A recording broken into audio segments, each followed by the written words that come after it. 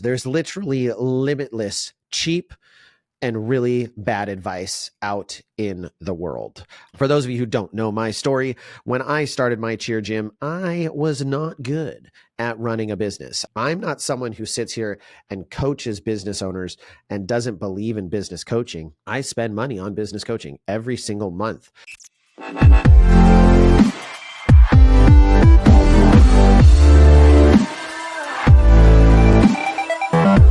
Hello, everyone, and welcome to another episode of the Cheer Biz Podcast. I'm your host, Dan Cotton, and today we are going to be talking about why I personally spend more than $10,000 a year on coaching and consulting for my businesses. Now, I'm coming to you as someone who has been a business owner for over 13 years. I currently own and operate 3 different companies, all within the cheerleading industry, and I have a lot of experience in business, and yet I am still paying for business coaching for me in my businesses. And I want to talk to you about why I do it and why I spend $10,000 a year. And honestly, way more than that, if I were to factor in what my company also pays for with NextGen for business coaching. So as we dive into the episode, though, I want to make sure that if you're a cheer gym owner, you are on our Facebook group, which is Cheer Gym Owners. If you are a coach or a coach and owner, you're in our All-Star Cheer Coaches and Owners Facebook group. And if you are wondering how you can have someone like me, who's an expert in running a cheerleading gym, coach you in your business, you can do that through Next Generation Gym Owners. We are the #1 industry leader in business coaching for cheer gyms. And you can get a coach just like me at nextgenowners.com, book a call with our team, and we can chat with you about what that looks like, get you onboarded, and get you a coach right away. Now, let's get into the episode. So, for those of you who don't know my story, when I started my cheer gym, I was not good at running a business. I was not good at running a cheer gym. I was good at coaching cheerleading and good at coaching tumbling, but I had no idea how to run a business. In fact, I sucked at it. I thought it was going to be easy. I thought I would be able to figure it out. I was a full-time police officer, was in the military. I had all of this experience and I was smart. And I had the capability of being smart, but I didn't know anything about anything. I had to learn a lot of really, really, really hard lessons. And it was a few years into our business that Tori and I took the leap and started working with a mastermind group within the cheer industry.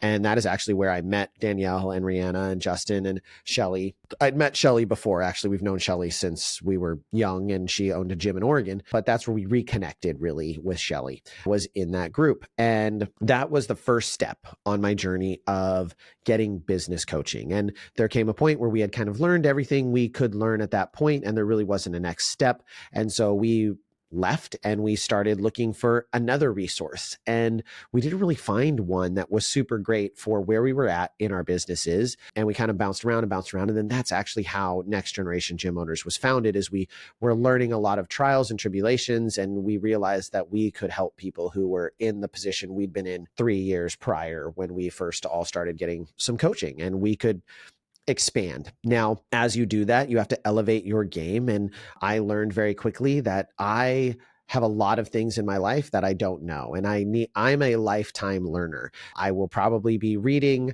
books that help teach me up to the day I pass away. I will either be reading books or listening to podcasts or listening to audibles. That's how I consume content. And that's how I do a lot of my learning.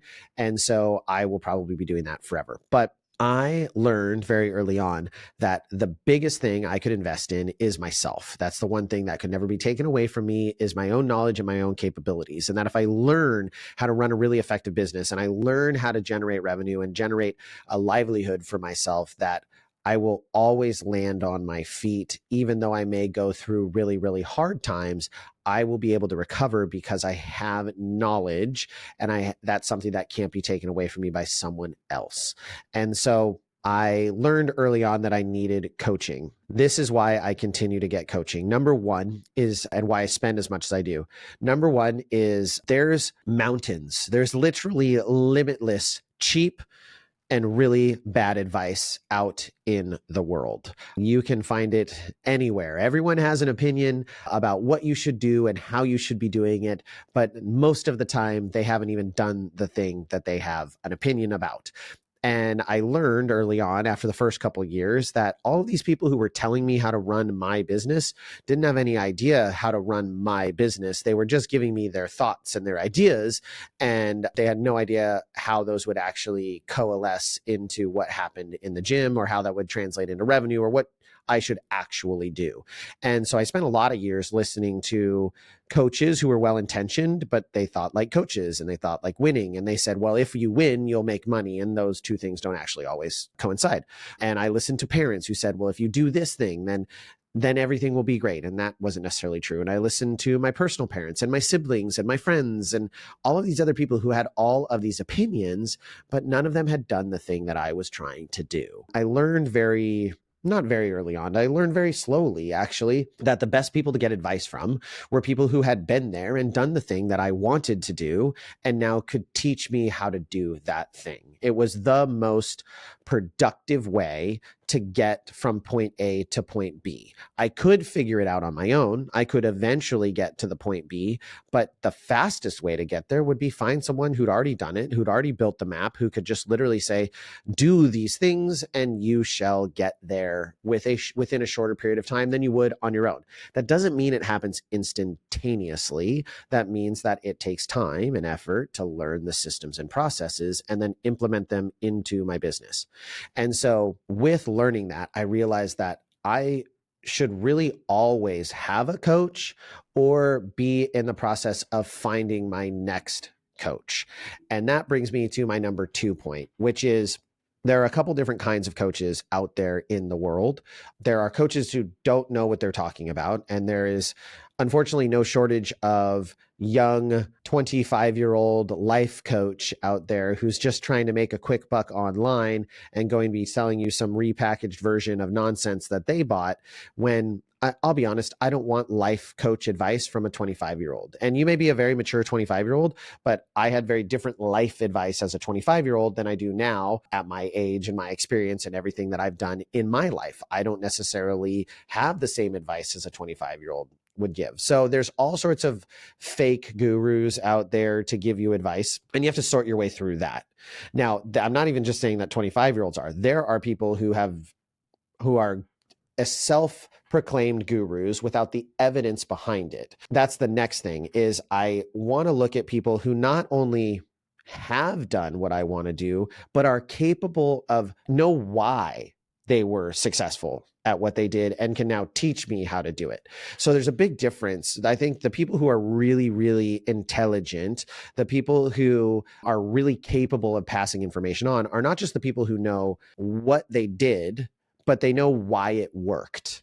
So it's not just the athlete who can tell you, well, I know that I did a really good double full because I set and therefore my double was good, but they know why. They knew what different progressions contributed to that. So they knew that, well, I had a really good approach and a strong round off with a good snap through. So my handspring had a great line and I was really tight through that handspring, which allowed me to punch at the right angle, which provided me the ability, because I punched at the right angle and blocked aggressively, to get to the correct set position, right? They're understanding all of the steps. And there are a lot of people out there who have been successful, but they've maybe been successful and don't know how to distill that down and communicate it to someone else on what it is that they need to do. There's also people who are just successful by accident. You can be accidentally successful sometimes and not really know what it was that you did. You were in the right place at the right time. And so you can't really explain what you did other than just like, well, I started offering this program and it just filled up and I didn't do any marketing. So you don't need to do any marketing. Well, that's probably not true. They probably didn't need to do marketing, but that doesn't mean you don't need to do marketing. So I'm, assessing, are they a fake guru who's never done it? Are they someone who's done it and can't communicate it?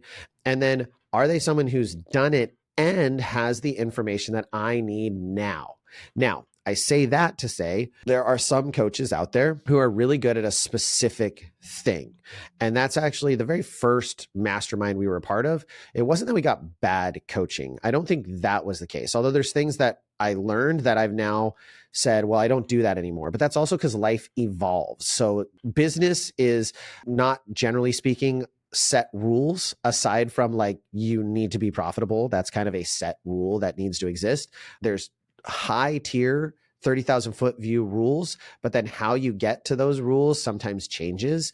For instance, you used to have to, if you weren't doing mail marketing by mail, then you were missing the boat. That was the dumbest thing you could do. And now, actually mail marketing is garbage for any sort of like local business like us. Or then it was, if you weren't in the yellow pages, then you were like a total idiot. And now it's, who cares where you're at in the yellow pages? It doesn't even matter. So things change and things evolve. So the question is this coach the right coach for you right now, where you're at in your journey? And the further you get in your journey, generally speaking, the more expensive business coaches are going to be, because they're going to be solving more expensive problems.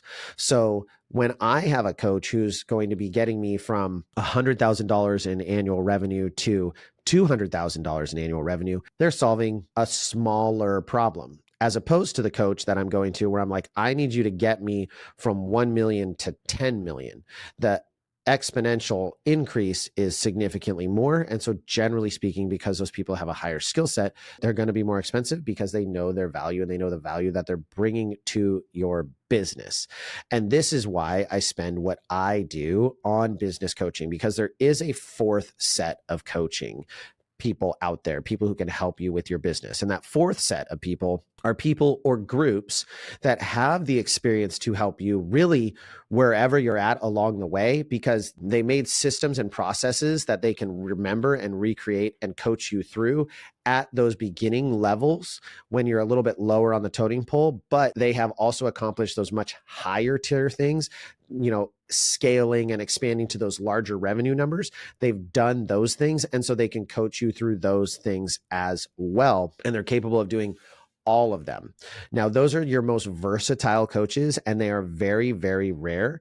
And generally speaking, you might see an ebb and flow. I've had coaches that I've worked with that, like, at that time, they were great. And then I moved to another coach, and at the time they were great. And then there came a period where it was like, okay, we've kind of outgrown this. And now I'm currently with a new like business coaching process, and they're amazing. And my mind is consistently blown by how intelligent they are. But might there come a point that I'm like, you know what, I've outgrown this, and now I need my own personal coach at this level who can give me, I'm willing to pay $25,000, $50,000, $100,000 a year to coach me, because they're not solving a $10,000 problem. They're solving a $10 million problem. Yes, there is. And there are coaches out there that do those kinds of things and literally have the systems in place where they can teach you how to do those things. So I'm not someone who sits here and coaches business owners and doesn't believe in business coaching. I spend money on business coaching every single month. I actually have two business coaches. I have one that coaches us within NextGen, and then I have a personal coach who coaches me on personal finance and personal business decisions. And so I'm spending quite a bit of money over the course of a year to get business coaching.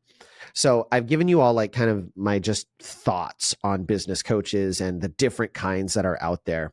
But the biggest reason I continue to invest in a business coach is because I'm getting my own knowledge. I've already mentioned that my own knowledge is the best investment I can make.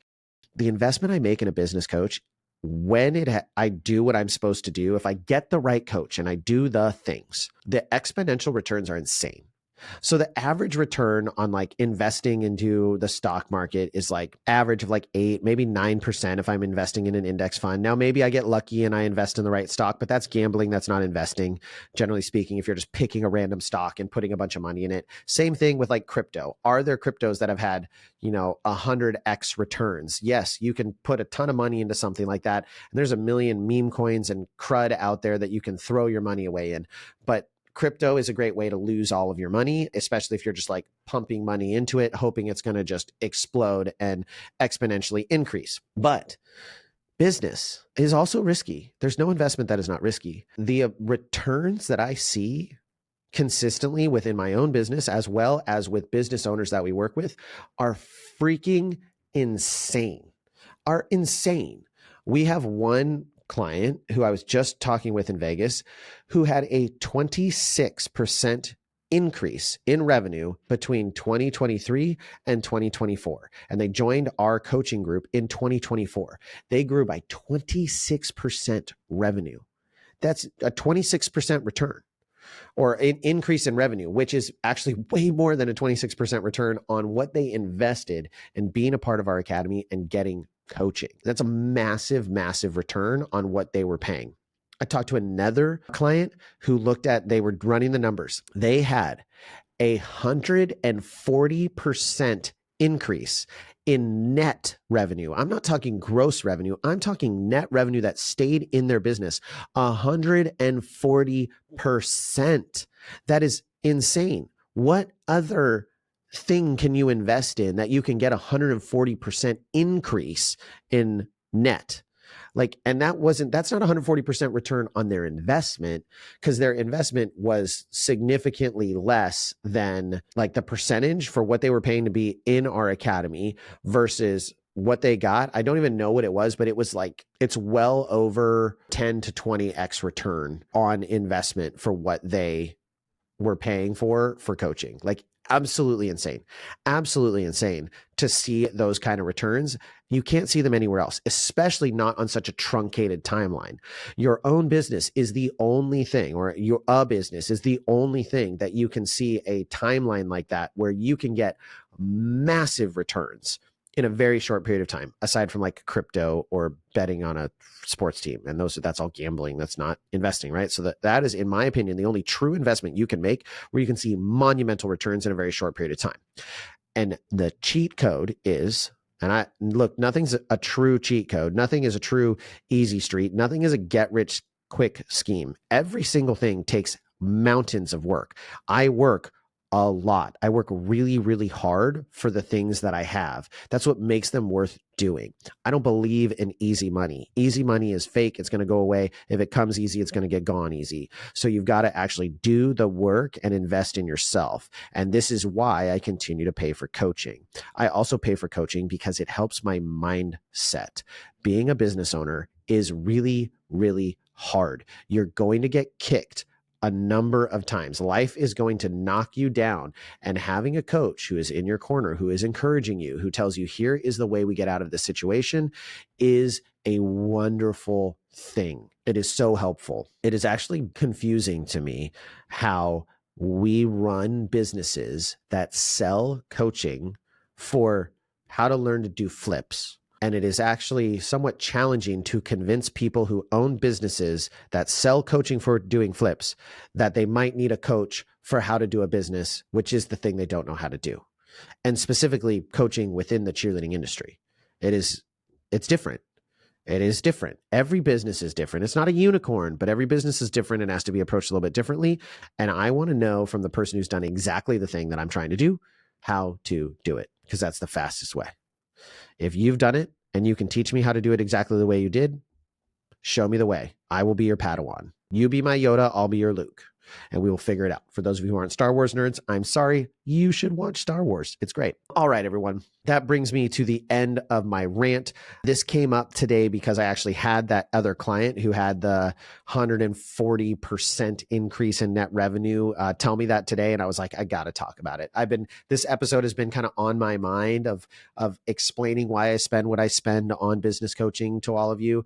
But that's it. That's another just amazing example. And it's cool because it's an example of what we do, because that person's coach is Tori, my wife. That is their business coach. And so I called her and I was like, so-and-so has something they have to tell you. And she was like, what? And I go, I'm not going to tell you. I'm just going to let them be the one to deliver the news. She was like, is it bad? And I'm like, I'm not going to tell you. Which it wasn't bad. It was amazing, but I didn't want to steal their thunder, but they'd forgotten to tell her. So it was really cool. So if you're interested in learning how to get some coaching, we're here for you. Next Gen is here for you. We got your back. We have amazing coaches who can help you do the same things in your gym, but you have to be willing to do the work. If you're not willing to make changes, if you're not willing to do the work, then don't. Then don't spend the money because you're not going to get anything out of it. Just like an athlete coming into the gym would get nothing out of paying for private lessons if they weren't going to listen to the coach and they were just going to come in and go like, well, I don't need to do any of those things. So if you're willing to learn and you're willing to listen and you're ready to change your destiny and change your gym, go to nextgenowners.com and book a call. All right, everyone, I truly appreciate your time. It is absolutely a pleasure to talk to you. I appreciate all of you that listen to the podcast. And with that, we will catch you on the next episode.